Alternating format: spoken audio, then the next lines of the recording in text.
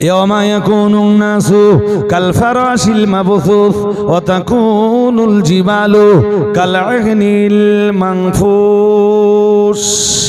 মহান আল্লাহ জানিয়েছেন কিয়ামতের দিন মানুষের কন্ডিশন হবে বিক্ষিপ্ত পতঙ্গরাজির মতো।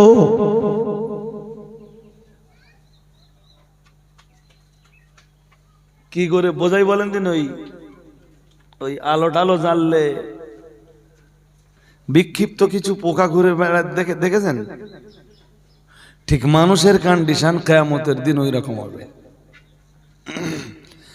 আল্লাহ পাক আবার জানিয়েছেন ওয়া তাকুনুল জিবালু কাল ইহনিল মানফুস। মহান আল্লাহ জানিয়েছেন পাহাড়গুলো সেদিন ধ্বনিত তুলার মতো উড়বে। লেপটেপ যারা বানায়, আমরা আগে দেখতাম লেপটেপ যারা বানায়, তুলো যখন ধনে ওই ধ্বনিত তুলা যেমন ওড়ে, কোরআন বলছে সেদিন পৃথিবীর এমন এক কম্পন হবে, ওই কম্পনে পাহাড়গুলো পর্যন্ত ধ্বনিত তুলার মতো উড়বে। এ কথা সত্যি না মিথ্যা? জোরে বলেন। আচ্ছা, পাহাড় যদি তুলোর মতো ওড়ে,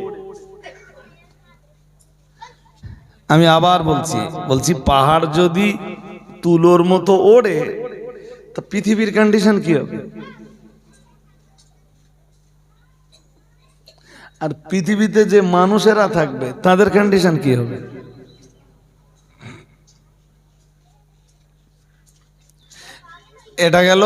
এটা গেল প্রথম ফুৎকারের ফল, সব শেষ। আকাশ খসে পড়বে, আকাশ চূর্ণ বিচূর্ণ হয়ে যাবে। মহান আল্লাহ জানিয়েছেন ইদাস সামাউ ফাতারাত। অন্য আয়াতে মহান আল্লাহ সূরা মুজাম্মিলের ভিতরে জানিয়েছেন আস-সামাউ মুনফাতিরুম বিহি ওয়া কানা ওয়া'দুহু মাফউলা। মহান আল্লাহ জানিয়েছেন আকাশ সেদিন চূর্ণ বিচূর্ণ হয়ে যাবে।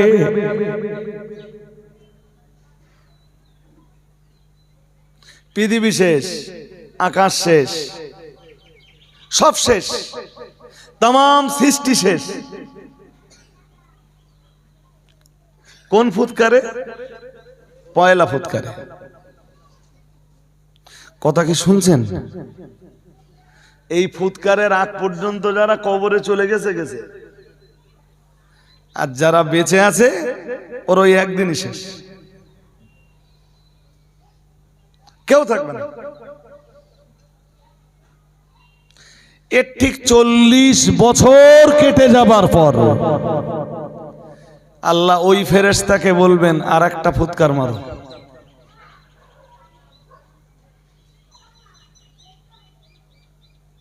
ফেরেশতা আর একটা ফুৎকার দেবেন।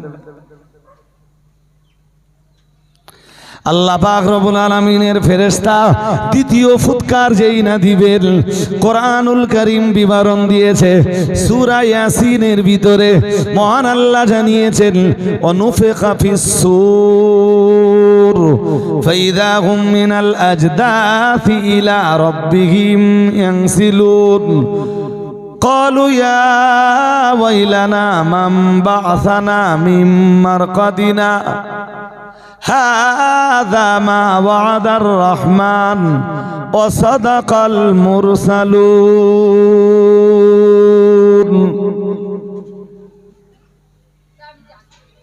এটা আমি সূরা ইয়াসিন থেকে পড়ছি।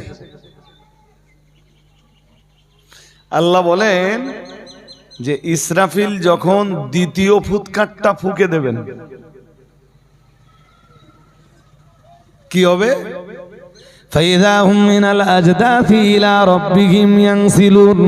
মহান আল্লাহ জানিয়েছেন যার যার জায়গা থেকে সবাই আবার উঠে পড়বে। সুবহানাল্লাহ। আর একটু মন খুলে বলেন,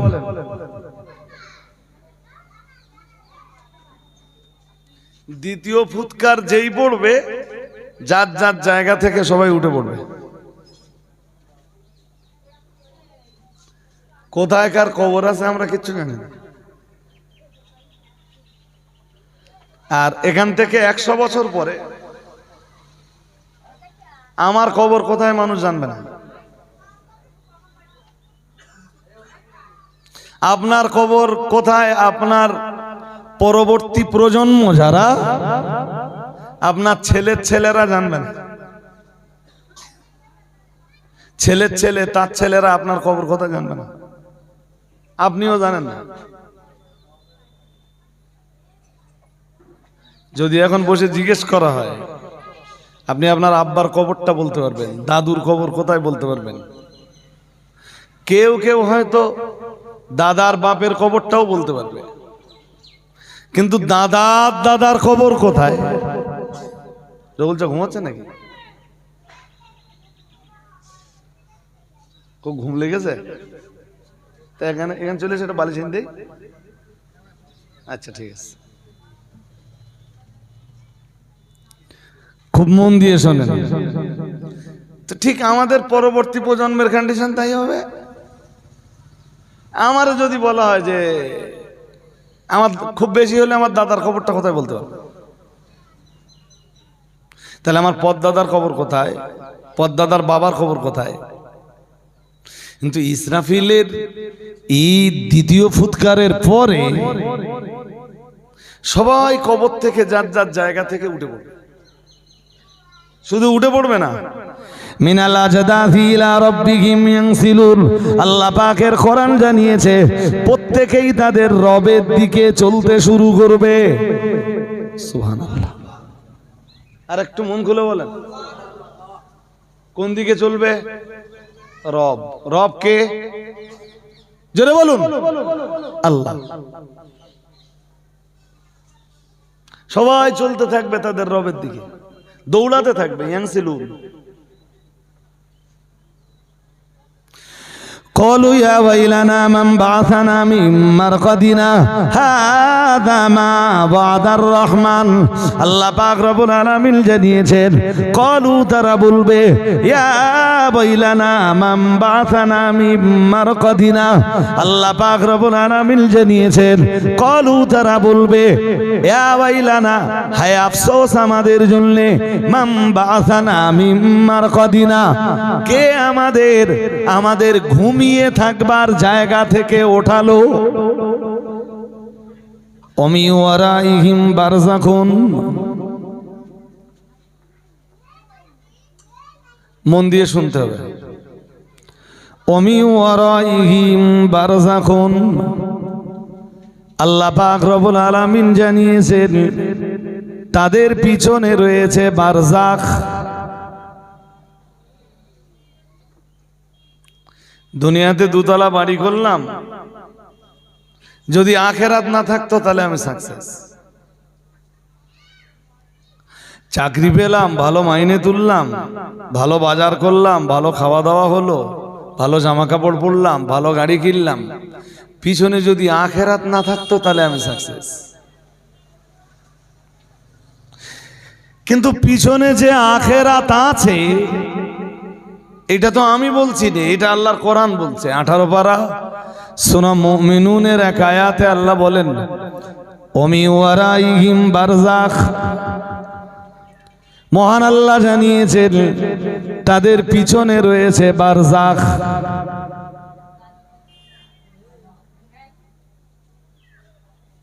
বারযাখটা কি? বারযাখ এদিকে একটু মানা করতে হবে, খুব ডিস্টার্ব করছে এরা। অভি তুমি একটু যাও, আধা ঘন্টা আমার কথা শুনুন। মাগরিবের আগে ইনশাআল্লাহ আমি ক্লোজ করে দেবো, এমন সময়ে যাতে আপনারা নামাজ পান ঠিকঠাক ভাবে। আল্লাহ বলেন তাদের পিছনে বারযাখ রয়েছে। বারযাখ, বারযাখটা কি দেখুন।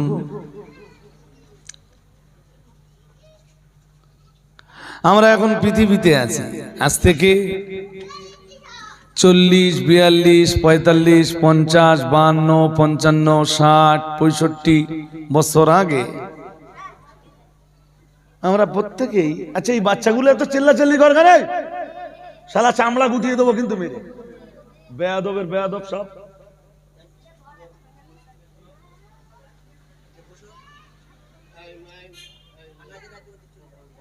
ওই সামনে চলে আয়, সামনে চলে আয়, চলে আয়।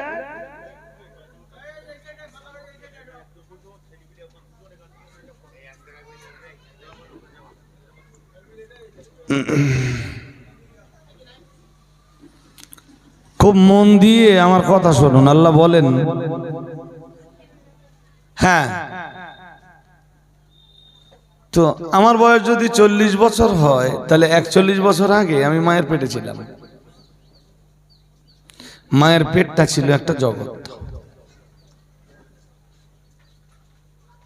প্রায় 10 মাস মায়ের পেটে কাটালাম, কিন্তু সেখানকার কোনো খবরাখবর এখন বলতে পারিনি। আমি কেন, আপনারাও পারবেন না। কেমন ছিলেন, কিভাবে ছিলেন, মায়ের পেটে কি করতাম, কি খেতাম, কিচ্ছু খবরাখবর পেয়েছি রসুলের হাদিস আর আল্লাহর কোরআন পড়ে। তা আমাদের স্মৃতিতে কিছু আসে না।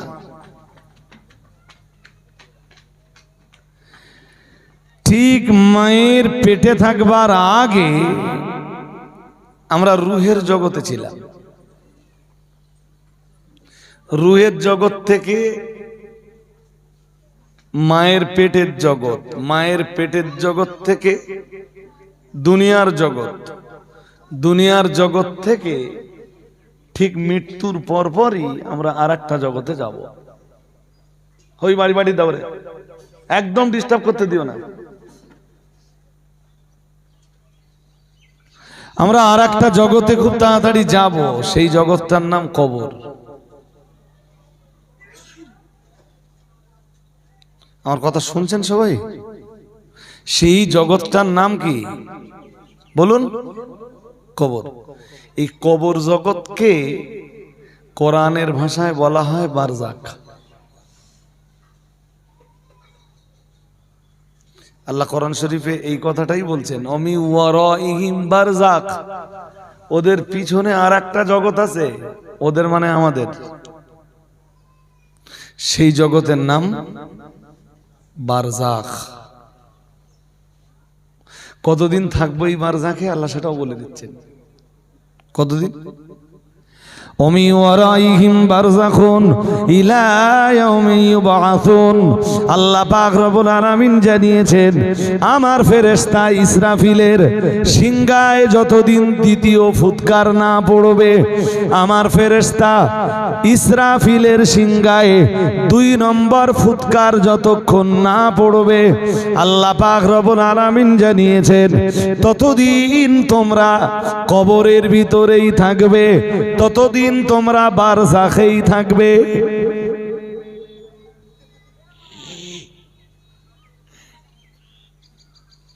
আল্লাহর একজন ফেরেশতা আছেন, তার নাম ইসরাফিল। তিনি আমার দিকে তাকান। ওই আমরা কেউ কেউ যখন বাঁশি মুখে এনে দাঁড়াই, কন্ডিশনটা ঠিক যেমন লাগে, এই ফেরেশতার মুখে সবসময় এই সিংহা লাগানো আছে। শুধু আল্লাহর হুকুমের অপেক্ষা করছে। আল্লাহর হুকুম হলেই ফেরেশতারা বাঁশি ফুঁকে দেবে। আল্লাহর এই ফেরেশতা সিংহায় ফুৎকার দেবে, আর প্রথম ফুৎকারে সবকিছু শেষ।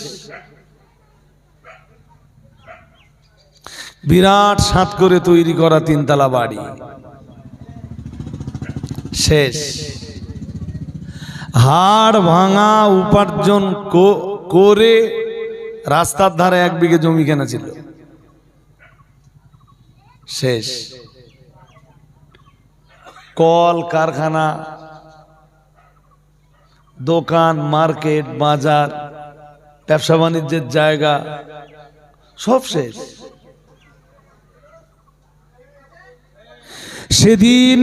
সেদিন এই বিশাল পৃথিবী জুড়ে একটা ভয়ঙ্কর কম্পন হবে। শুধু কম্পন না, কোরআন যেমনটা বলেছে, আমি যদিও আজকে কিয়ামত নিয়ে আলোচনা করতে বসিনি, কোরআন শরীফে আল্লাহ বলেন, ইযা যুলজিলাতিল আরদু জিলজালাহা ওয়া আখরাজাতিল আরদু আথকালাহা ওয়া ক্বালাল ইনসানু মা লাহা ইয়াওমাইযিন তুহাদ্দিসু আখবারাহা বিআন্না রাব্বাকা আওহালাহা। আল্লাহ পাক রব্বুল আলামিন জানিয়েছেন, ইযা যুলজিলাতিল আরদু জিলজালাহা, মহান আল্লাহ জানিয়েছেন যেদিন নিজ কম্পনে দুনিয়াটা কেঁপে উঠবে, পৃথিবী যেদিন স্বীয় কম্পনে প্রকম্পিত হবে, গোটা পৃথিবীকে যেদিন প্রকম্পিত করে তোলা হবে।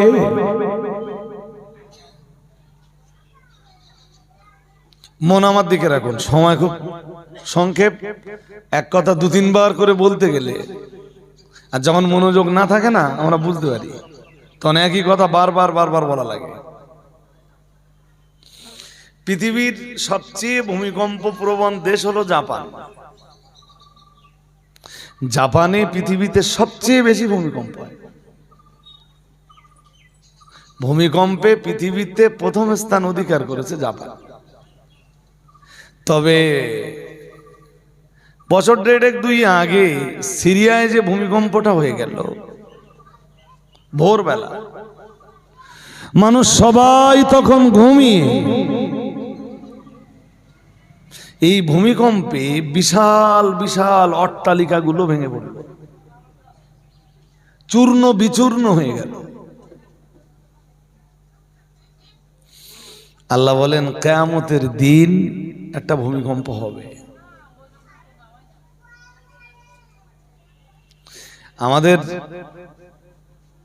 আমরা যেসব ভূমিকম্পের গল্প শুনি, জাপানে হলে জার্মানে হয় না, জার্মানে হলে ইন্ডিয়ায় হয় না, ইন্ডিয়ায় হলে সিরিয়ায় হয় না, সিরিয়ায় হলে রাশিয়ায় হয় না, রাশিয়ায় হলে আমেরিকায় হয় না, আমেরিকায় হলে সৌদিতে হয় না, সৌদিতে হলে কুয়েতে হয় না, কুয়েতে হলে লেবাননে হয় না। কিন্তু কিয়ামতের দিন একটা ভূমিকম্প হবে, সেই ভূমিকম্পটা একই সঙ্গে গোটা পৃথিবী জুড়ে হবে।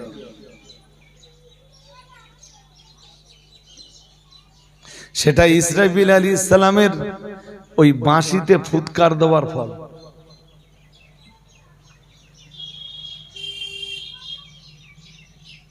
আমি কি করে বোঝাই বলেন দিন, একটা উদাহরণ দেই, দিলে বুঝতে পারবেন। ওই পিকনিক করতে যায় যেসব ছেলেরা বক্স টক্স বাজায়, 8টা 10টা 12টা 14টা বক্স একদম ফুল ভলিউম দেয়, তো ওর পিছনে যে গাড়ি নিয়ে দাঁড়াবেন মনে হবে যেন কাঁপ হচ্ছে, গাড়ি কাঁপছে।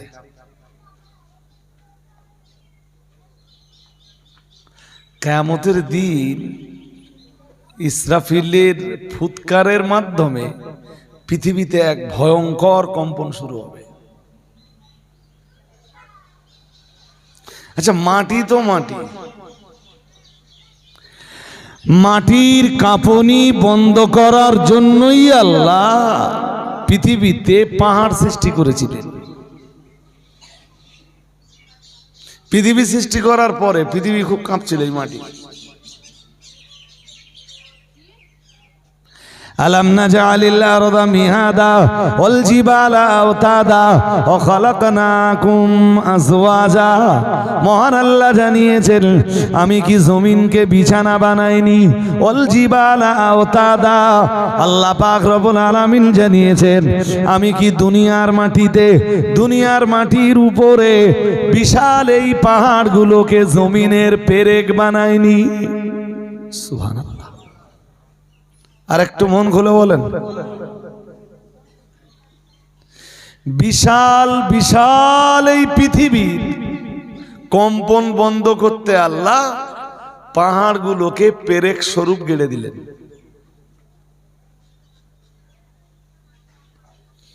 আল্লাহ কেন বলেছেন যে আমার জমিন পরিভ্রমণ করে দেখো আমি কোথায় কি সৃষ্টি করেছি? আমি সৌদিতে যে পাহাড়ের উপরে উঠে অনেক কিছু আন্দাজ পেয়েছি। আমি এমন পাহাড়ে উঠেছি যে এই পাহাড় 5000 ফিট উঁচু। 5000 ফিট উঁচু। 5000 ফিট উপরে দাঁড়িয়ে আমার মনে হয়েছিল এই পাহাড়গুলো কিয়ামতের দিন ধ্বংস হবে। কিভাবে ধ্বংস হবে সেটা আল্লাহ বলেছেন। ইয়াওমা ইয়াকুনুন নাসু কাল ফারাশিল মাবসুস ওয়া তাকুনুল জিবালু কাল ইহনিল মানফুস। মহান আল্লাহ জানিয়েছেন কিয়ামতের দিন মানুষের কন্ডিশন হবে বিক্ষিপ্ত পতঙ্গরাজির মতো।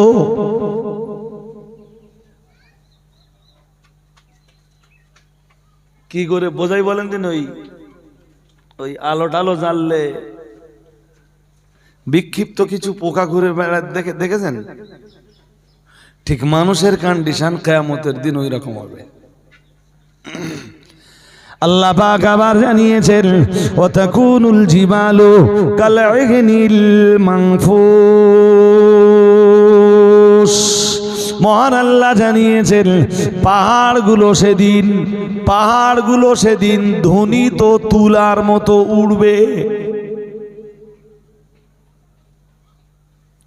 লেপটেপ যারা বানায়, আমরা আগে দেখতাম লেপটেপ যারা বানায়, তুলো যখন ধনে ওই ধ্বনিত তুলা যেমন ওড়ে, কোরআন বলছে সেদিন পৃথিবীর এমন এক কম্পন হবে, ওই কম্পনে পাহাড়গুলো পর্যন্ত ধ্বনিত তুলার মতো উড়বে। এ কথা সত্যি না মিথ্যা? জোরে বলেন। আচ্ছা, পাহাড় যদি তুলোর মতো ওড়ে, আমি আবার বলছি পাহাড় যদি তুলোর মতো ওড়ে তো পৃথিবীর কন্ডিশন কি হবে? আর পৃথিবীতে যে মানুষেরা থাকবে তাদের কন্ডিশন কি হবে?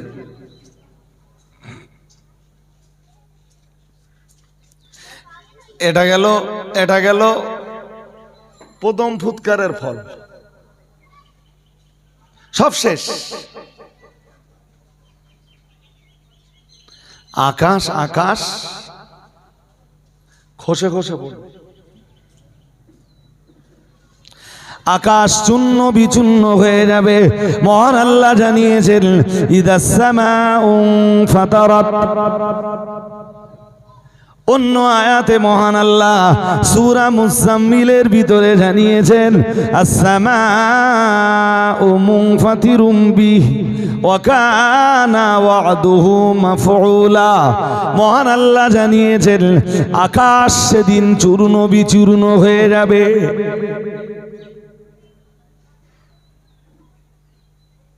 পৃথিবী শেষ, আকাশ শেষ, সব শেষ, तमाम সৃষ্টি শেষ। কোন ফুৎকারে? পয়লা ফুৎকারে। কথা কি শুনছেন? এই ফুৎকারের আগ পর্যন্ত যারা কবরে চলে গেছে, আর যারা বেঁচে আছে ওর ওই একদিনই শেষ, কেউ থাকবে না। এর ঠিক 40 বছর কেটে যাবার পর আল্লাহ ওই ফেরেশতাকে বলবেন আর একটা ফুৎকার মারো।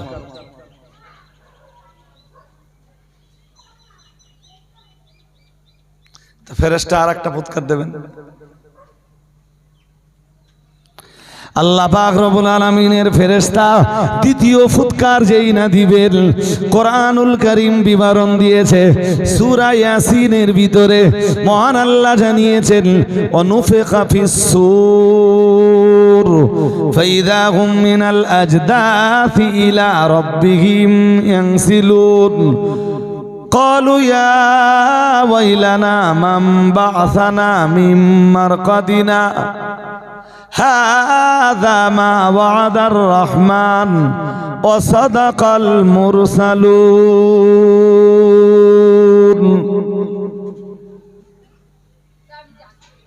এটা আমি সূরা ইয়াসিন থেকে পড়ছি।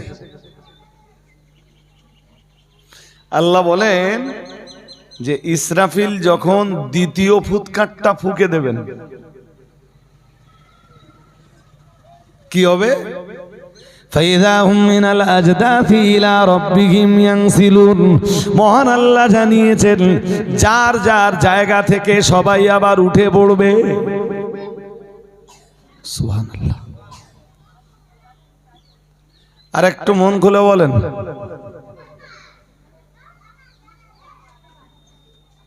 দ্বিতীয় ফুৎকার যেই পড়বে যার যার জায়গা থেকে সবাই উঠে পড়বে। কোথায় কার কবর আছে আমরা কিচ্ছু জানি না। আর এখান থেকে 100 বছর পরে আমার কবর কোথায় মানুষ জানবে না। আপনার কবর কোথায় আপনার পরবর্তী প্রজন্ম যারা, আপনার ছেলের ছেলেরা জানবে না। ছেলের ছেলে তার ছেলেরা আপনার কবর কোথায় জানবে না, আপনিও জানেন না। যদি এখন বসে জিজ্ঞেস করা হয়, আপনি আপনার আব্বার কবরটা বলতে পারবেন, দাদুর কবর কোথায় বলতে পারবেন। কেউ কেউ হয়তো দাদার বাপের কবরটাও বলতে পারবে, কিন্তু দাদার দাদার কবর কোথায়? বলছে ঘুমাচ্ছে নাকি? খুব ঘুম লেগেছে? তা এখানে চলে এসে একটা বালিশ এনে দেই। আচ্ছা ঠিক আছে, খুব মন দিয়ে শোনেন। তো ঠিক আমাদের পরবর্তী প্রজন্মের কন্ডিশন তাই হবে। আমার যদি বলা হয় যে আমার খুব বেশি হলে আমার দাদার খবরটা কোথায় বলতে পারবো, তাহলে আমার পদদাদার খবর কোথায়, পদদাদার বাবার খবর কোথায়? কিন্তু ইসরাফিলের এই দ্বিতীয় ফুৎকারের পরে সবাই কবর থেকে যার যার জায়গা থেকে উঠে পড়বে। শুধু উঠে পড়বে না, মিনাল আজদাথি ইলা রাব্বিহিম ইয়ানসিলুন। আল্লাহ পাকের কোরআন জানিয়েছে প্রত্যেকেই তাদের রবের দিকে চলতে শুরু করবে। সুবহানাল্লাহ। আর একটু মন খুলে বলেন, কোন দিকে চলবে? রব। রব কে? জোরে বলুন, আল্লাহ। সবাই চলতে থাকবে তাদের রবের দিকে, দৌড়াতে থাকবে। ইয়ানসিলুন। قالوا يا ويلنا من بعثنا من مرقدنا هذا ما وعد الرحمن। আল্লাহ পাক রব্বুল আলামিন জানিয়েছেন قالوا তারা বলবে ইয়া ওয়াইলানা মান বা'সানা মিন মারকাদিনা। আল্লাহ পাক রব্বুল আলামিন জানিয়েছেন قالوا তারা বলবে ইয়া ওয়াইলানা, হায় আফসোস আমাদের জন্য, মান বা'সানা মিন মারকাদিনা, কে আমাদের ঘুমিয়ে থাকবার জায়গা থেকে ওঠালো। ওরা উঠে বলবে ভালোই তো ছিলাম, যা ছিলাম ভালোই ছিলাম, কে জাগালো আমাদের? কোরআন তার জবাবে কি বলছে জানেন? আল্লাহ পাকের কোরআন তার জবাব দিয়ে বলেছে, মহান আল্লাহ জানিয়েছেন হাদা মা ওয়াদার রহমান। আল্লাহ পাক রব্বুল আলামিন জানিয়েছেন এটাই হলো রহমানের প্রতিশ্রুতি। সুবহানাল্লাহ। এটা আল্লাহর ওয়াদা। আল্লাহ না ওয়াদা করেছিলেন তোদের সবাইকে মেরে দেবে, তারপর আবার কবর থেকে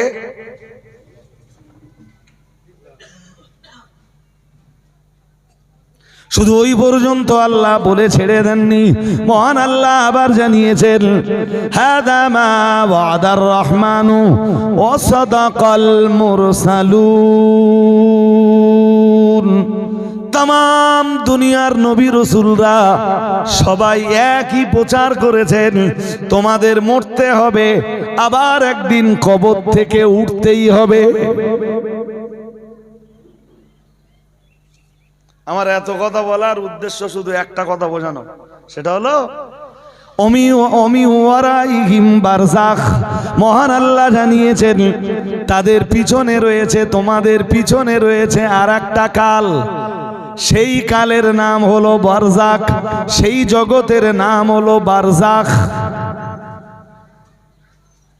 আছে না নেই?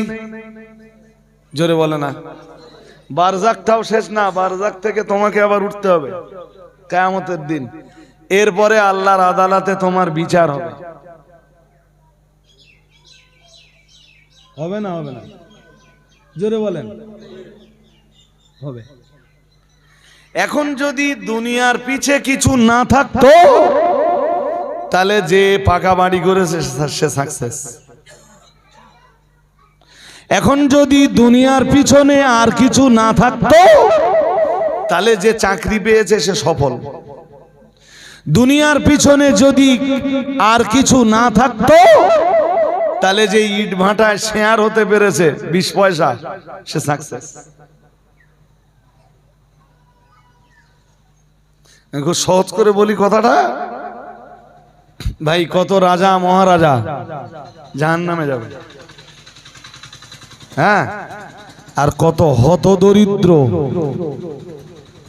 মুটে মজদুর, ডে লেবার, কলকারখানায় কাজ করা মানুষ, রিক্সা চালক, ভ্যান চালক, এরা সেদিন জান্নাতে চলে যাবে। সবাই না, আমি সবাইকে বলিনি, তবে অধিকাংশ ক্ষেত্রে এটা মনে রাখুন, সমৃদ্ধশালী যারা তারা জাহান্নামে যাবে। আর অধিকাংশ ক্ষেত্রে দুর্বল আর গরিব শ্রেণীর মানুষেরা জান্নাত পাবে।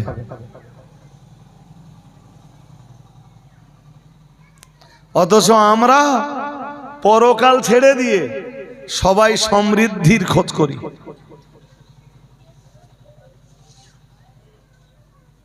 সমৃদ্ধির খোঁজ করা ভালো, পরকাল ছেড়ে দিয়ে নয়। সম্পদের অনুসন্ধান করা ভালো, দুনিয়ার পিছনে যে জগৎটা আছে সেই জগৎটা ভুলে যেয়ে নয়।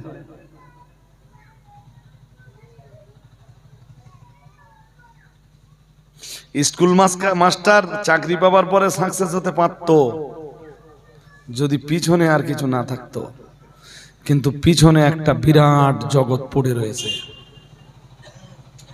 এই যে আমি শুধু পড়েছি না, পড়াইছি ছেলেদের।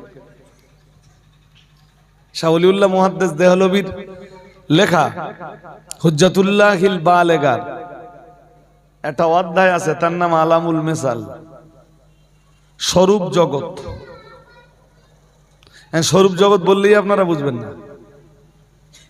উনি এই স্বরূপ জগৎ শব্দ দিয়ে বা আলামুল মিসাল শব্দ দিয়ে একটা কথা দুনিয়ার মানুষকে বুঝিয়েছেন যে আমরা এই যে বস্তু জগতে আছি, এই বস্তু জগতের আড়ালে আর এক জগৎ আছে, যেই জগৎ আমরা দেখিনি।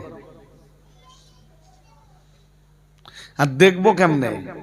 মাথা যন্ত্রণা হলে যন্ত্রণা দেখিনি, হাড়ে ব্যথা হলে অনুভব করি, কিন্তু চোখে, বলুন, চোখে দেখি না। তে স্বরূপ জগৎ দেখবো কেমন? বাট অস্বীকার করার কোনো জায়গা নেই।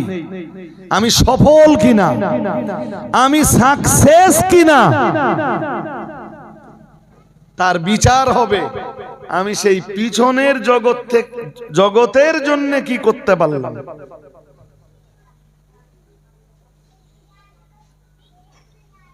আর এই ঘরবাড়ির প্রতিযোগিতা এ তবু বৈধভাবে হলে তাদের পিঠ বাঁচবে।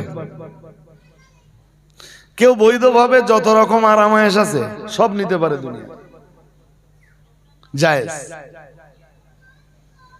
কোরআন তা ব্যক্ত করেছে, আমি আয়াত পড়ে আলাদা করে সময় নিচ্ছি না। আমি আবার বলছি, কেউ বাড়ি বানাতে পারে ভালো, গাড়ি কিনতে পারে ভালো, জমি জায়গা কিনতে পারে, আরামায়েশের সামগ্রী কিনতে পারে, ঘরে এসি লাগাতে পারে, জি, সব লাগাতে পারে। যদি বৈধ সম্পদ দিয়ে হয়, যদি অবৈধ সম্পদ দিয়ে হয়, তাহলে তোমার বাড়িটা বাড়ি নয়, তোমার বাড়িটাই জাহান্নামের অট্টালিকা। তোমার গাড়িটা গাড়ি নয়, তুমি যে গাড়ির উপরে বসে আছো ওটাই হলো জাহান্নামের চেয়ার।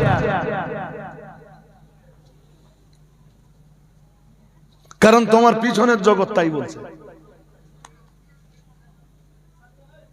আমি আমার এই ছোট্ট গ্রামের মানুষদের কাছে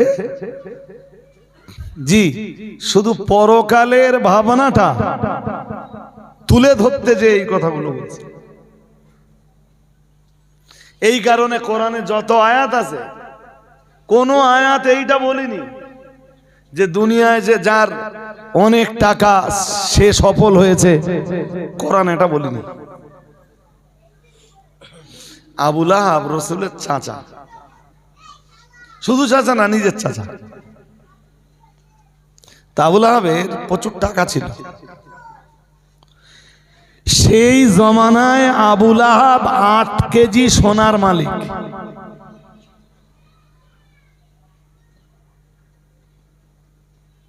আট কেজি সোনা মানে বিশাল ব্যাপার বলো। সেই জমানায় যখন লোকের কোন কোন দিন 24 ঘন্টা কেটে যেত, কিছু খাওয়া হতো না, আবু লাহাব তখন 8 কেজি সোনার মালিক। অথচ কোরআন কি বলেছে তার ব্যাপারে? সূরা লাহাব পড়ে দেখুন। تبت يدا أبي لهب وتب ما أغنى عنه ماله وما كسب। মহান আল্লাহ জানিয়েছেন আবু লাহাবের জীবনে যখন বিপর্যয় নেমে আসবে, মুসিবত নেমে আসবে, আবু লাহাবের হাত দুটি যখন ধ্বংস হবে এবং আবু লাহাব নিজেও যখন ধ্বংস হবে, আল্লাহ পাক রব্বুল আলামিন জানিয়েছেন মা আগানা আনহু মালুহু ওয়া মা কাসাব। আল্লাহ পাক রব্বুল আলামিন জানিয়েছেন না না না না না, আবু লাহাবের মাল আবু লাহাবকে বাঁচাতে পারবে না, তার হাতে প্যারালাইসিস হবে এবং সে নিজেও ধ্বংস হবে। কিন্তু ওই কঠিন মুহূর্তে আবু লাহাবের জীবনে উপার্জিত 8 কেজি সোনা তার কোনো উপকারে আসবে না। আল্লাহ পাক রব্বুল আলামিন বললেন ওমা কাসাব। আল্লাহ পাক রব্বুল আলামিন বললেন আর আবু লাহাব যে সন্তানগুলি লালন পালন করেছে, বিপদের দিনে আবু লাহাবের সন্তানেও তার কোনো উপকার করবে না। আল্লাহ পাক রব্বুল আলামিন সূরা লাহাবের 3 নম্বর আয়াতে জানিয়েছেন মা আগনা আনহু মালুহু ওয়া মা কাসাব সায়াসলা নারান যাতা লাহাব। আল্লাহ পাক রব্বুল আলামিন জানিয়েছেন আর খুব তাড়াতাড়ি আবু লাহাব লেলিহান শিখাযুক্ত আগুনের ভিতরে প্রবেশ করবে। বলুন নাউজুবিল্লাহ। আরো জোর আওয়াজে বলেন নাউজুবিল্লাহ। কোন আগুন? লেলিহান শিখাযুক্ত আগুন। কোরআন তাকে লেলিহান শিখাযুক্ত আগুনের দুঃসংবাদ শোনাচ্ছে।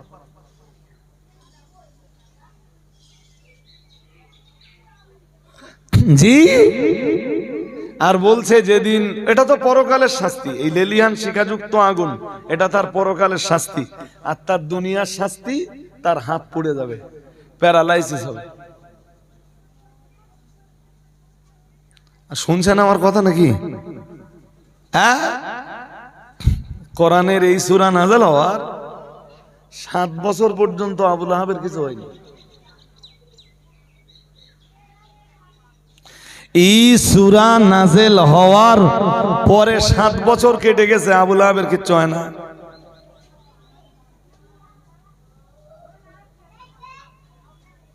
হাজরিনে মজলিস, 7 বছর পরে আবু লাহাবের শরীরে শুরু হলো যে রোগটা, তাফসীরকারকরা লিখেছেন রোগটার নাম হলো আদাস। খুব মন দিয়ে শোনেন, রোগটার নাম আদাস। আদাসুন মানে আরবিতে আদাস মানে মুসুরির ডাল। আদাস মানে কি? আদাস কোরআনে ব্যবহৃত একটা শব্দ। আদাসের বাংলা মুসুরির ডাল। এই চামড়া মুসুরির ডাল ডাল মতো ফুলে উঠলো, ওর ভিতরে হলো পানি। শুনছেন? মনোযোগ আছে তো?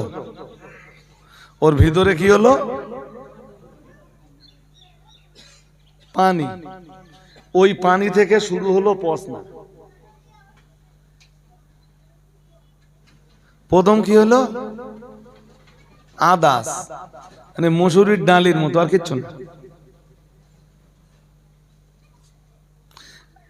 পুরো বসন্ত বলছি না আমি, বসন্তর আরবি আবার আলাদা। আবুল আহাবের যেটা হয়েছিল তারে আরবিতে বলে আদাস। তুমি আমি উদাহরণ দিয়ে বোঝাচ্ছি আর কি। যেমন আমার দেশে বসন্ত, পানি একটু গেলে দেয়, তারপর ঘাস আস্তে আস্তে, বলুন বলুন, আবুল আহাবের আর সকাল না, তাম আরবের হেকিমদের ডাকলে, আরব শুধু না, আরব দুনিয়ার বড় বড় চিকিৎসকদের ডাকলো, ডেকে তারা এসে বললো একটা বিরল রোগ, আমরা হেরে গেছি। শুরু হলো পসনা, মানুষ পচা দুর্গন্ধ বিরাট। কুকুর পচা দুর্গন্ধ সহ্য করা যায়, গরু পচা দুর্গন্ধ সহ্য করা যায়, মানুষ পচলে আরো দুর্গন্ধ সহ্য করা যাবে না। জি, এই কঠিন কন্ডিশনে আবুল আহাবের পরিবারের লোকেরাও আবুল আহাবকে ছেড়ে চলে গেল। আর মরার পর কি হলো জানেন? সে তো আরো করুণ করুণ পরিণতি। আবুল আহাবের ছেলেরা মৃত্যুর পরে এলো, এসে হাফসিদের ভাড়া করলে।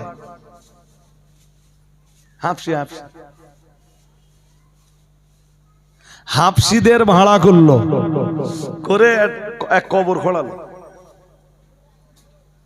শুনছেন? সেই কবরের ভিতরে ওই কাঠের গুড়ি ভ্যানে তোলার সময় যেমন কি হাত দিয়ে ধরে তোলে, কি করে, আর একদিকে বাঁশ দিয়ে ওজো করে, ঠিক আবুল আহাবের ওই কন্ডিশনে কবরে ঠেলে ফেলে দে, সাইড দিয়ে একটা দেয়াল চাপাতে দিলে। আচ্ছা বলেন তো, এই আবুল আহাবের মৃত্যুর 7 বছর আগে তার পরিণতির কথা আল্লাহ ঘোষণা দিচ্ছেন। কি ঘোষণা? মহান আল্লাহ জানিয়েছেন খুব তাড়াতাড়ি আবুল আহাবের এমন সময় আসবে, যে সময় আবুল আহাব কঠিন বিরল রোগে আক্রান্ত হবে। শুধু আক্রান্ত হবে না, তার হাত দুটো ধ্বংস হবে, ওই রোগে সে নিজেও ধ্বংস হবে। আর যেদিন সে এই বিরল রোগে আক্রান্ত হবে, আল্লাহ পাক রব্বুল আলামিন জানিয়েছেন তার সম্পদ কোনো কাজে আসবে না, তার টাকা পয়সা কোনো কাজে আসবে না, তার সন্তানও বিপদের সময় কেউ তার কাছে থাকবে না। এটা তার দুনিয়ার শাস্তি। আর তার আখিরাতের শাস্তি হলো সায়াসলা নারান যাতা লাহাব। আল্লাহ পাক রব্বুল আলামিন জানিয়েছেন আর তার আখিরাতের শাস্তি হলো, আল্লাহ পাক ঘোষণা দিয়েছেন খুব তাড়াতাড়ি সে লেলিহান শিখাযুক্ত আগুনের ভিতরে প্রবেশ করবে। বলুন নাউজুবিল্লাহ। আর একটু জোর করে বলেন। তাহলে 7 বছর আগে কোরআন যা বলেছে, 7 বছর পরে কোরআনের ওয়াদা, কোরআনের ভবিষ্যৎবাণী, কোরআনের বক্তব্য 7 বছর পরে সত্যে প্রমাণিত হচ্ছে। সময় লেগেছে ক বছর? জোরে বলেন। আচ্ছা, কোরআনের ভবিষ্যৎবাণী, কোরআনের ওয়াদা আর কোরআনের বক্তব্য সত্য না মিথ্যা? জোরে বলতে হবে। যা আবুল আহাবের জন্য সত্যে প্রতিফলিত হয়েছে, শুধু আবুল আহাবের জন্য না, আবু জাহেলের জন্যও তাই। আমার ডিটেলসে বলবার সময় নেই। আচ্ছা এবার বলেন, ওই কোরআনের বক্তব্য যদি হয় বেনামাজির জায়গা জাহান্নাম, তা কোরআনের এই বক্তব্য সত্য না মিথ্যা? আরো বলেন, কোরআনের বক্তব্য যদি হয় সুদখোরের জন্য জাহান্নাম, তাহলে কোরআনের এ বক্তব্য সত্য না মিথ্যে? বান্দা তুই সুদ খেয়ে সফল হতে পারতিস যদি তোর দুনিয়ার পিছনে আর কোনো জগৎ না থাকতো। বান্দা তুই নামাজ না পড়ে নাফরমানি করে আল্লাহর জন্য সাজদা না দিয়ে তুই সফল হতে পারতিস যদি তোর পিছনে আর কোনো জগৎ না থাকতো। বান্দা তুই বিশ্বাসঘাতকতা করে আল্লাহর আইনকে বুড়ি আঙুল দেখিয়ে যা ইচ্ছা তাই করে দুনিয়ার অবৈধ আরাম আয়েশে লিপ্ত হয়ে সাকসেস হতে পারতিস, সফল হতে পারতিস যদি তোর পিছনে আর একটা জগৎ না থাকতো। বান্দা তুই লটারি কেটে আর জুয়া খেলে সাকসেস হতে পারতিস যদি তোর পিছনে আর একটা জগৎ না থাকতো। কিন্তু তুই মনে রাখিস, আমি ঘোষণা দিয়েছি কোরআনে, ওমাই আমি ঘোষণা দিয়েছি অমি ওয়ারাইহিম বারযাখ, তাদের তথা তোদের পিছনে, তোমাদের পিছনে রয়েছে আর একটা জগৎ যার নাম বারযাখ। क्या बात। সুতরাং কে কি করবেন, কে কোন পথে চলবেন সেটা বারবার বলা লাগে না। আপনার ভালো আপনার মন্দ আপনি জানেন। কুকুর ভালো মন্দ বোঝে না। কুকুর দুটো জিনিস, কুকুর বলি, বিড়াল বলি, ছাগল বলি, দুটো তিনটি জিনিস বোঝে। সেটা হলো তাদের রবকে ডাকতে হবে, এইটা তারা জানে, আর রেজেক খুঁজ দিয়ে হবে এইটা জানে, ঘুরলি রেজেক হবে এইটা জানে। শুনছেন? কুকুর বিড়ালের এমনি আকল নেই, তবে আল্লাহকে ডাকতে হবে, আল্লাহর জিকির করতে হবে। এই পশুদের, পক্ষীকুলের এই আকলটা আছে। আর একটা আকল আছে, তাফসীর কারকরা লিখেছেন সূরা ফাতিহার তাফসীর লিখতে লিখতে, জি, রুজি রুটি কোথায় পাওয়া যাবে, এই আকলটা আছে। 3 নম্বরে ওদের আর একটা আকল আছে, সেটা হলো যৌন সম্পর্কের আকল। এটা ওরা বোঝে। আমি তাফসীরে যেমন পড়েছি তেমন বলছি, এছাড়া ওদের আকল নেই, ওদের পিছনে বারযাখ নেই।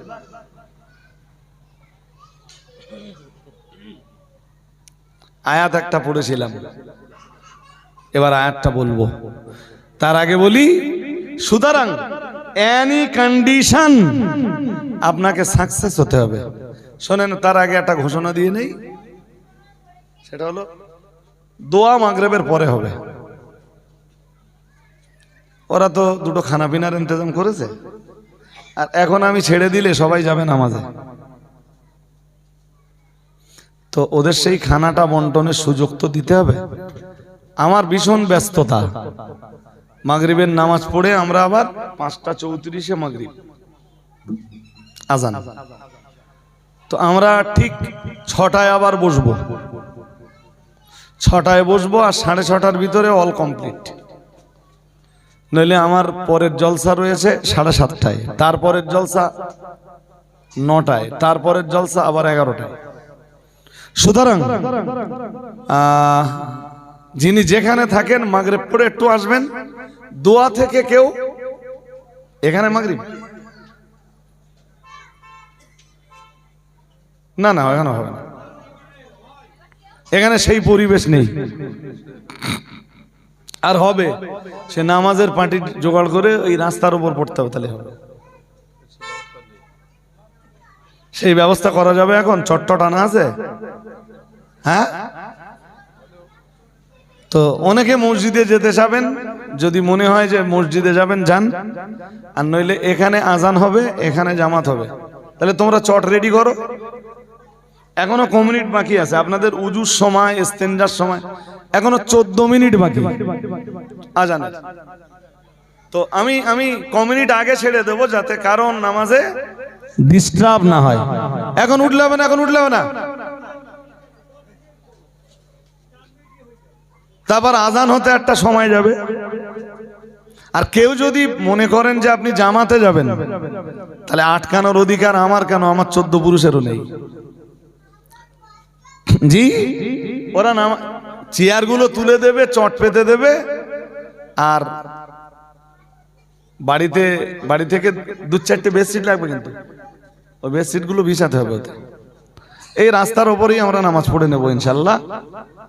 তো আমার দিকে তাকান, হয়ে গেছে আমার। মাগরিব পড়ে আমরা শুধু দোয়া, সালাম, কিয়াম সালাম আর দোয়া।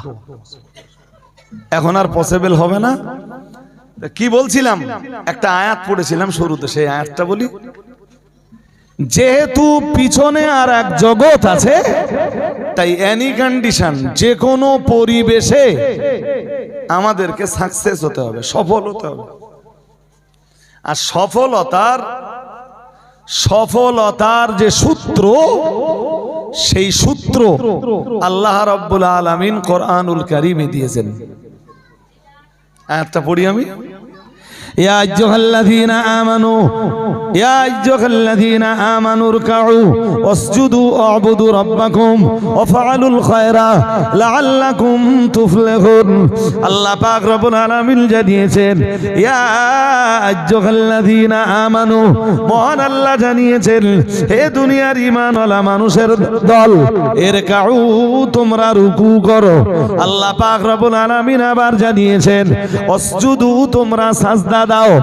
আল্লাহ পাক আবার জানিয়েছেন, উ'বুদু রাব্বাকুম, তোমরা তোমাদের রবের ইবাদত করো।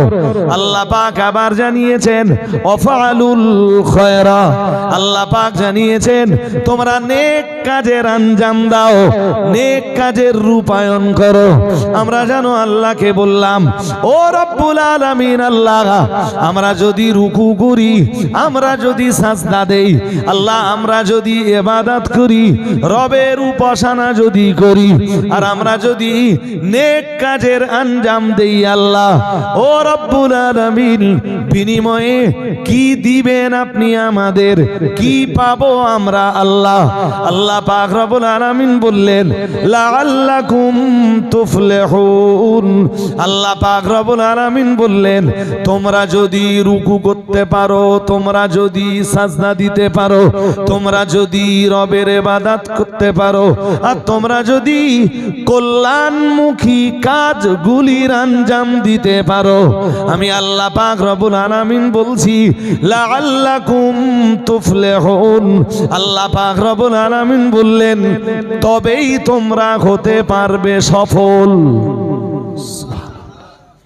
আর একটু মন খুলে বলেন, কাজ চারটে, এই যে চারটে কাজ: রুকু, সাজদা, ইবাদা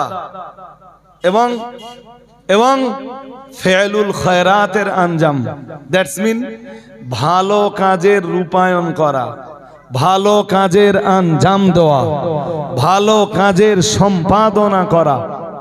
এই কাজগুলো যারা করে, আল্লাহ পাক তাদেরকে আল্লাহ সফলতা দান করেন, তাদের নসিবে আল্লাহ সফলতা মঞ্জুর করেন, তাদেরকে আল্লাহ সাকসেস দিয়ে থাকেন।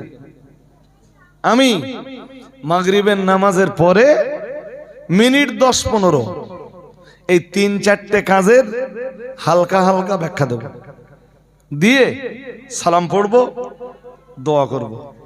নামাজের জায়গাটা তৈরি হোক। আর আপনাদের সবার কাছে শোনেন, আমি আগে শেষ করে নেই না, হ্যাঁ হয়ে যাবে না, আজকে একদিন তো। জি, তো সবাইকে বলবো, কেউ নামাজ থেকে মারুম হবেন না। মাগরিবের নামাজটা আমরা ইনশাল্লাহ সবাই পড়ব। যে আয়াতে আল্লাহ রাব্বুল আলামিন সফলতার জন্য 4টে কাজ দিয়েছেন,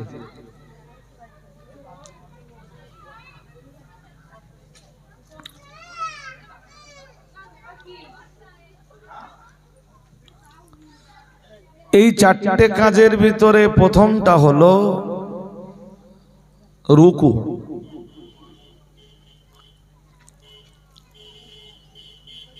এই চারটি কাজ আল্লাহ দিয়েছেন ঈমানওয়ালাদেরকে ডাক দিয়ে। বলেছেন ইয়া আইয়ুহাল্লাযীনা আমানু, হে দুনিয়ার ঈমানওয়ালা মানুষের দল, ইরকাউ, তোমরা রুকু করো।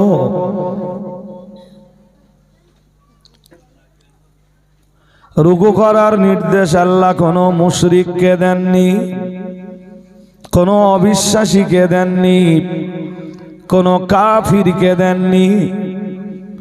রুকু করার হুকুম আল্লাহ ঈমানওয়ালাদেরকে দিয়েছেন। ইয়া আইয়ুহাল্লাযীনা আমানু, হে ঈমানওয়ালা মানুষের দল, ইরকাউ, তোমরা রুকু করো। পরে আবার একটা হুকুম দিয়েছেন, অসজুদু, তোমরা সাজদা দাও।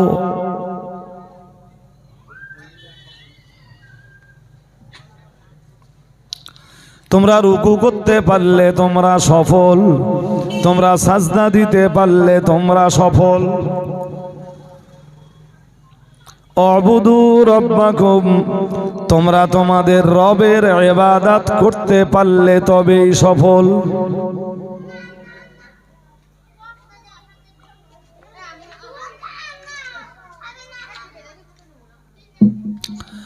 চার নম্বরে আল্লাহ জানিয়েছেন অফআলুল খায়রাত, তোমরা কল্যাণমুখী কাজ করতে পারলে, ভালো কাজ করতে পারলে তবেই সফল। সুবহানাল্লাহ।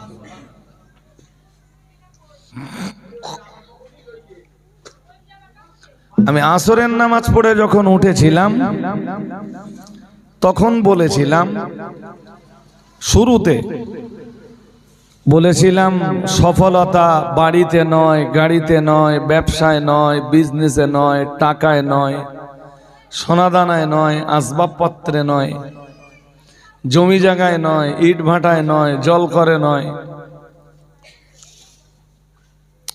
সফলতা কিসে সেটা আল্লাহ কোরআন শরীফে বলে দিয়েছেন। চার কাজে সফলতা: রুকু, সাজদা, ইবাদত এবং ফেইলুল খায়রাত, যার বাংলা মানে হলো ভালো কাজ। এই চারটি কাজ করতে পারলে আল্লাহ বলেছেন তোমরা সফল।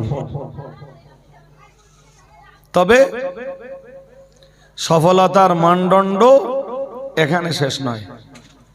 আমি আর একটা আয়াত বলবো, বলেছিলাম দুটো তিনটে আয়াত পড়ে বলবো যে সফলতার মানদণ্ড কিসে।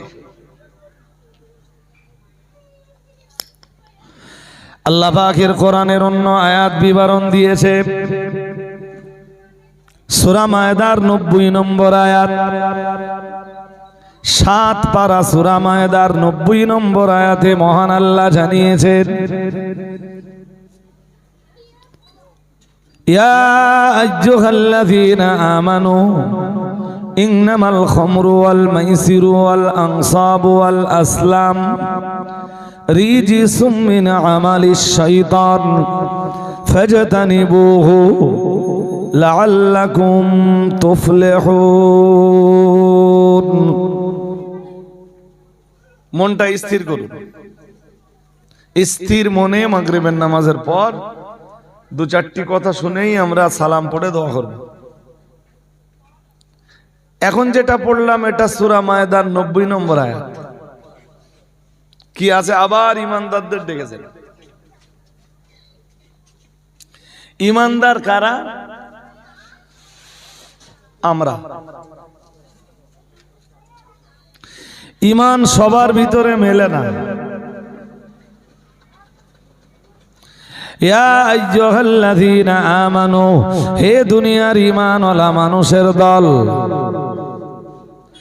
হে দুনিয়ার ঈমানওয়ালা মানুষের দল, ইন্নামাল খামরু ওয়াল মাইসিরু ওয়াল আনসাবু ওয়াল আসলাম যে এখানেও চারটে কাজ, একটু মুখস্থ করুন।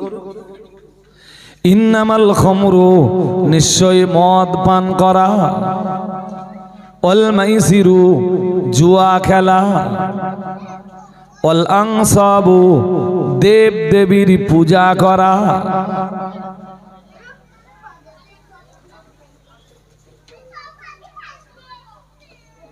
এই ছেলে চেল্লাচেল্লি করলে হবে না, আমার দিকে রাস্তা দিয়ে গাড়ি যাবে। এখনো কিছু মানুষ বলো নিচে নেমে বসতে পারেন, নিচে জায়গা আছে, আর জায়গা তো ভালোই, চট বিছানো, চটের উপরে কোথাও কোথাও বেডশিট দেওয়া। মুখস্থ করতে হবে চারটে কাজ। এবার এক, ইন্নামাল খামরু, নিশ্চয়ই মদ পান করা। 2 নম্বরে আল্লাহ বললেন ওয়াল মাইসিরু, জুয়া খেলা। 3 নম্বরে বললেন ওয়াল আনসাবু, আল্লাহকে ছেড়ে অন্যের পূজা করা। ওয়াল আসলামু, জুয়ার তীর দ্বারা ভাগ্য পরীক্ষা করা।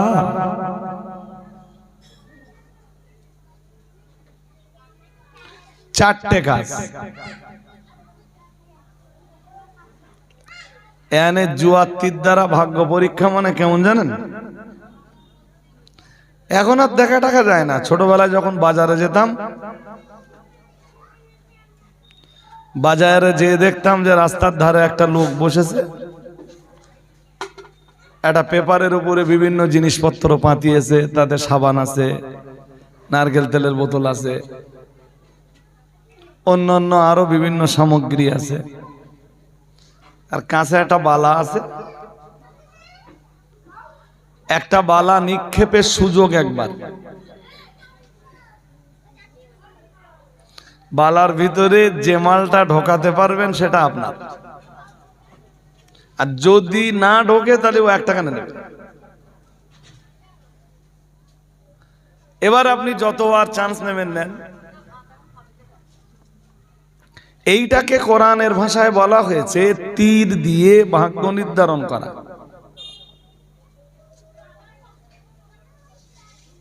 চারটি জিনিস: মদ, জুয়া, আল্লাহকে ছেড়ে অন্যের পূজা, তীর দ্বারা ভাগ্য নির্ধারণ। এই 4টি কথা বলবার পরে আল্লাহ পাকের কোরআন জানিয়েছে, মহান আল্লাহ জানিয়েছেন রিজসুম মিন আমালিশ শাইতানি। আল্লাহ পাক রব্বুল আলামিন বললেন এগুলো হলো নোংরা কাজ, এগুলো হলো অপবিত্র কাজ। বলুন নাউজুবিল্লাহ। আর একটু জোর করে বলেন। এগুলো সভ্যতার পরিপন্থী, এগুলো ভদ্রতার বিরোধী। শুধু সভ্যতার পরিপন্থী আর ভদ্রতার বিরোধী তাই নয়, কাজগুলো শুধু নোংরা কাজ তাই নয়। আল্লাহ পাক রব্বুল আলামিন আবার জানিয়েছেন মিনা আমালিশ শাইতান। আল্লাহ পাক জানিয়ে দিয়েছেন এগুলো হলো শয়তানের কাজ। বলুন নাউজুবিল্লাহ। আরো আওয়াজ দিয়ে বলেন নাউযুবিল্লাহ।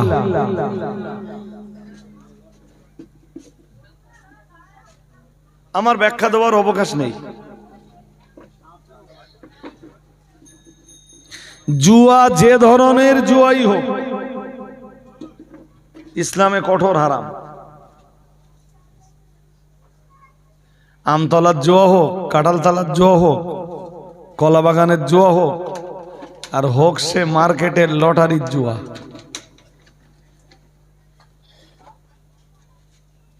এখনো বহু মানুষ আছে যারা বাজারে গেলে লটারি না কেটে মারি আসে না।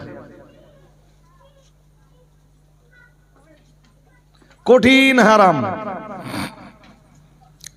আল্লাহ পাকের নবী এই হারামের এগেনস্টে পরিষ্কার জানিয়েছেন, একটা হাদিস বিবরণ দিয়েছে। রাসূলুল্লাহ জানিয়েছেন, লা ইয়াদখুলুল জান্নাতা কম্মার। রাসূলুল্লাহ জানিয়েছেন, আল্লাহ পাকের হাবিব জানিয়েছেন, দুনিয়াতে যারা জুয়ারে, জুয়ার সাথে অভ্যস্ত যারা, জুয়ার সাথে জড়িয়ে যারা, জুয়ার সাথে সম্পৃক্ত যারা, আল্লাহ পাকের রাসূল জানিয়েছেন ওরা জান্নাতের ভিতরে যাবে না, যাবে না, যাবে না।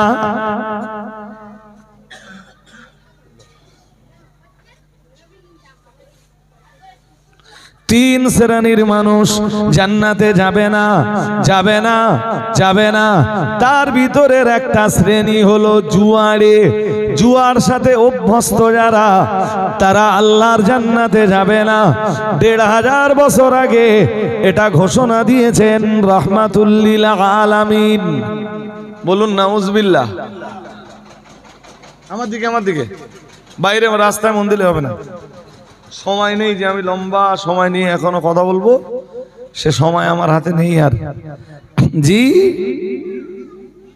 তাহলে জুয়ারে জান্নাত পাবে না। জুয়া মানুষের জীবনে ধ্বংস ডেকে আনে।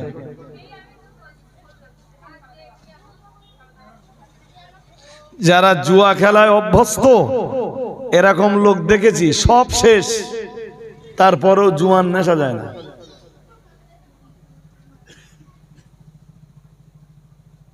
তাই ইসলামে জুয়া মারাত্মক হারাম। কোরআন শরীফে আল্লাহ জানিয়েছেন মদ পান করা, জুয়া খেলা, এরপরে আল্লাহ, আল্লাহকে ছেড়ে অন্যকে পূজার্চনা করা, 4 নম্বরে তীর দ্বারা ভাগ্য নির্ধারণ করা। এই 4টি কাজকে একদিকে নোংরা কাজ বলে ঘোষণা দেওয়া হয়েছে, অন্যদিকে এই কাজগুলোকে শয়তানের কাজ বলে ঘোষণা দেওয়া হয়েছে। আল্লাহ পাক রব্বুল আলামিন এরপরে আবার জানিয়েছেন ফাজতানিবু, মহান আল্লাহ জানিয়েছেন সুতরাং জুয়া খেলা বন্ধ করো, মদ পান করা বন্ধ করো, আল্লাহকে ছেড়ে অন্যের পূজার্চনা বন্ধ করো। শেষ বেলায় বলেছেন তীর দ্বারা ভাগ্য নির্ধারণ, এটাকেও তোমরা বন্ধ করো। আমরা যেন বললাম আল্লাহ এই 4টে কাজ যদি আমরা বন্ধ করতে পারি বিনিময়ে কি দিবেন আল্লাহ? আল্লাহ পাক রব্বুল আলামিন জবাব দিয়ে বললেন লাআল্লাকুম তুরহামুন। মহান আল্লাহ জবাব দিয়ে বললেন এই 4টি কাজ যদি বন্ধ করতে পারো আশা করা যায় তোমাদের জীবনে সফলতা নেমে আসবে। এই 4 কাজ বন্ধ করতে পারলে তবেই তোমরা সাকসেস, তবেই তোমরা সফল, তবেই তোমরা বিফলতা থেকে মুক্ত। এই 4টে কাজ বন্ধ করতে পারলে তবে আশা করা যায় জাহান্নাম থেকে তোমরা মুক্ত, তবে আশা করা যায় তোমরা আল্লাহর জান্নাতের যোগ্য।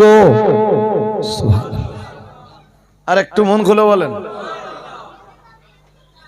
সফলতার জন্য আমি 2টো আয়াত শুনিয়েছি।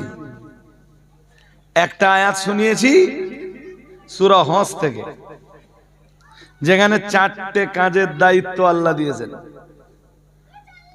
আর এখন যে আয়াতটা শুনিয়েছি এটা সূরা মায়েদার আয়াত, 90 নম্বর আয়াত। সূরা হজ থেকে যে আয়াত পড়েছিলাম তাতে 4টে কাজ ছিল। রুকু করো, সাজদা করো, ইবাদত করো, ভালো কাজ করো, লাআল্লাকুম তুফলিহুন। এই 4টে কাজ করলে তোমরা সফল।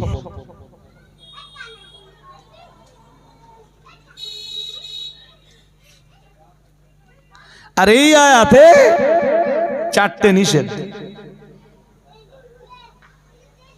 মদ খেও না, জুয়া খেলো না, আল্লাহকে ছেড়ে অন্যের কাছে মাথা নিচু করো না, আর তীর দিয়ে ভাগ্য নির্ধারণ করো না। এগুলো হারাম, এগুলো আমি নিষেধ করছি, এগুলো বর্জন করো। এগুলো বর্জন করলে তুমি সফল, তোমরা সফল, তোমরা সাকসেস, তোমরা সফলতার অধিকারী, তোমরা জান্নাতের উপযুক্ত, তোমরা জাহান্নাম থেকে মুক্ত। আর একটু মন খুলে, কিসে কিসে সফলতা কোরআন সব বলে দিয়েছে। কোরআন কি বনাতা করিনি। চলেন লাস্ট টাইম আর একটা আয়াত, আর বলবো না আজকে। এটা লাস্ট টাইম যে আয়াতটা পড়বো সূরা আলে ইমরান 130 নম্বর আয়াত, খুব মন দিয়ে শুনতে হবে। সূরা আলে ইমরানের 130 নম্বর আয়াতে মহান আল্লাহ জানিয়েছেন, ইয়া আইয়ুহাল্লাযীনা আমানু লা তাকুলুর রিবা আদআফাম মুদাআফাতান। মহান আল্লাহ জানিয়েছেন, ইয়া আইয়ুহাল্লাযীনা আমানু, হে দুনিয়ার ঈমানওয়ালা মানুষের দল। আবার আমার আল্লাহ ঈমানওয়ালা মানুষদেরকে ডেকেছেন এজন্য আমার আল্লাহ ঈমানওয়ালাদেরকে জাহান্নামে দিতে চান না। ঈমানওয়ালাদেরকে আমার আল্লাহ জাহান্নামের আগুনে জ্বালাতে চান না। ঈমানওয়ালাদেরকে আমার আল্লাহ বড়ই ভালোবাসেন। তাই যে কাজগুলো করলে ঈমানওয়ালারা জান্নাত পেতে পারে সেই কাজগুলির নির্দেশ আল্লাহ দিয়েছেন। আর যে কাজগুলো করলে ঈমানওয়ালাদের জীবনে নেমে আসবে কঠিন বিপর্যয়, যে কাজগুলি করলে ঈমানওয়ালা জাহান্নামের আগুনে জ্বলে পুড়ে মরবে, ওই কাজগুলো থেকে আল্লাহ নিষেধ করেছেন সূরা আলে ইমরান 130 নম্বর আয়াতে। তাই আমার আল্লাহ শুরুতেই আবার ঈমানওয়ালাদেরকে ডাক দিয়েছেন, ডাক দিয়ে আমার আল্লাহ জানিয়েছেন, ইয়া আইয়ুহাল্লাযীনা আমানু, হে দুনিয়ার ঈমানওয়ালা মানুষের দল, লা তাকুলুর রিবা, মহান আল্লাহ জানিয়েছেন সুদের মাল খেও না। সুদ খেও নি। আমার দিকে ও রাস্তার দিকে মন দিলে হবে না। আল্লাহ বলতেছেন সুদ খেও না। লা তাকুলুর রিবা আদআফাম মুদাআফাতান। শুনছেন? এই আদআফাম মুদাআফাতান এটা কি? এটা আজকে বলতে যাচ্ছি না। আজকে লিগালে ওইটুকু মনে রাখুন, আল্লাহ ঈমানদারদেরকে ডেকে বলেছেন, ঈমানদার যদি পুরুষ হয় পুরুষদের জন্য, ঈমান মানে ঈমান ওয়ালি নারী যদি হয় ও বিধান একই, হুকুম একই। হে দুনিয়ার ঈমানওয়ালা নারী আর পুরুষের দল, লা তাকুলুর রিবা, সুদ খেও না। শুনছেন নাকি? কে নিষেধ করছেন? কে? আমরা জানো বললাম আল্লাহ আপনি আমাদের সুদ খেতে মানা করে দিয়েছেন, সুদ আমরা খাবো না আল্লাহ, বিনিময়ে আপনি কি দিবেন আল্লাহ? আল্লাহ পাক রব্বুল আলামিন বললেন, লাআল্লাকুম তুফলিহুন, তোমরা সুদ মুক্ত জীবন যদি গড়তে পারো, মহান আল্লাহ জানিয়েছেন লাআল্লাকুম তুফলিহুন, আশা করা যায় তোমাদের জীবনে সফলতা নেমে আসবে। আর একটু মন খুলে বলেন। এই যে তাহলে মদ মুক্ত জীবন, সুদ মুক্ত জীবন, জি, শিরক মুক্ত জীবন, জুয়া বা লটারির তীর দ্বারা ভাগ্য নির্ধারণ মুক্ত জীবন সফল, রুকুওয়ালা জীবন, সাজদাওয়ালা জীবন, ইবাদতওয়ালা জীবন এবং ভালো কাজ সম্পাদনকারী জীবন, এ নিঃসন্দেহে সফল জীবন। অন্যদিকে সুদমুক্ত জীবন সফল জীবন, সুদযুক্ত জীবন বিফল জীবন। সুদের সাথে জড়ালে জাহান্নামে যেতে হবে, এটা কোরআন শরীফের সূরা বাকারার 275 নম্বর আয়াতে আছে।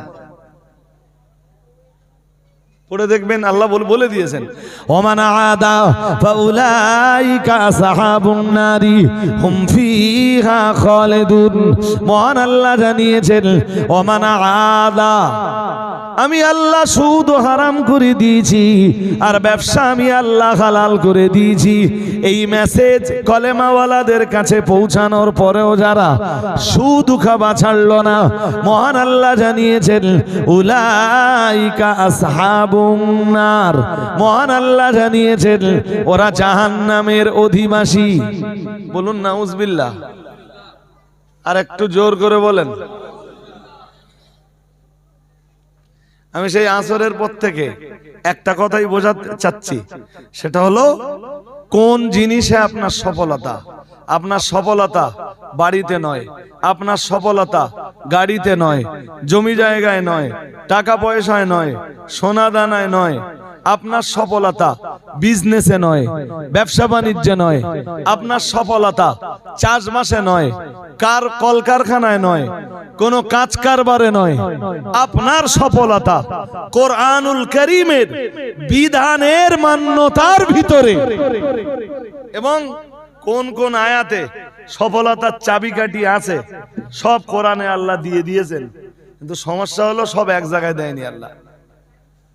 একটা দিয়েছেন সূরা আলে ইমরানের 30 নম্বর আয়াতে, আর একটা দিয়েছেন সূরা হজ্জের 77 নম্বর আয়াতে, আর একটা দিয়েছেন সূরা মায়দার 90 নম্বর আয়াতে, আর একটা দিয়েছেন আমার আল্লাহ সূরা নূরের 30 আর 31 নম্বর আয়াতে, যেখানে আছে এই যে আমার দিকে তাকান ভালো করে, এই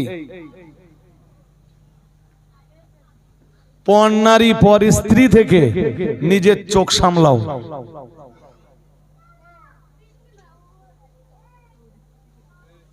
নিজের লজ্জাস্থানকে হেফাজত করো, নিজের যৌবন হেফাজত করো।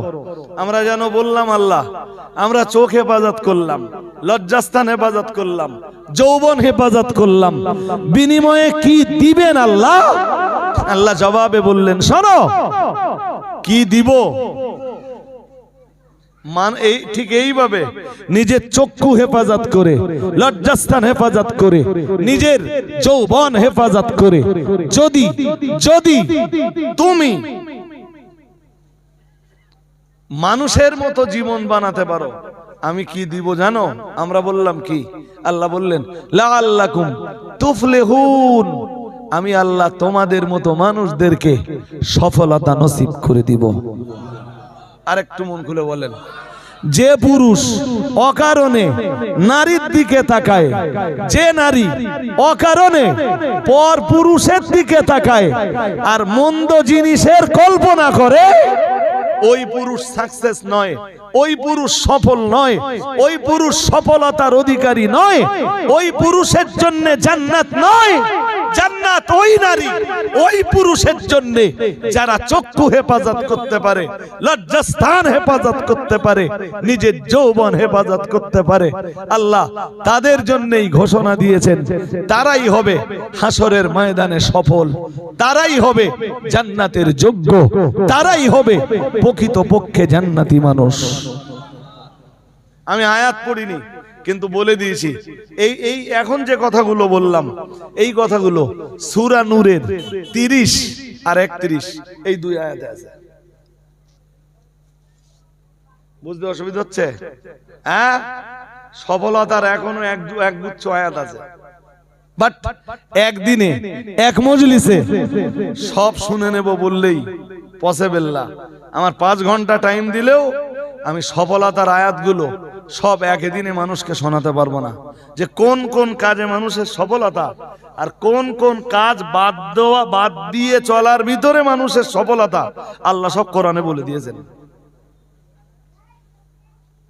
আমি কি বলছি বুঝতে পারছেন নাকি? হ্যাঁ, আমি সবগুলো আয়াত এক জায়গায় করে কি গবেষণা করেছি, ওই আয়াতগুলোর উপরে সবগুলো আয়াত, যার ভিতরে 3-4টি আয়াত আজকে আপনাদেরকে শোনালাম। আমার হাতে আর কোনো সময় নেই, উঠে দাঁড়ান, সালাম পড়ি। ইয়া নবী সালাম।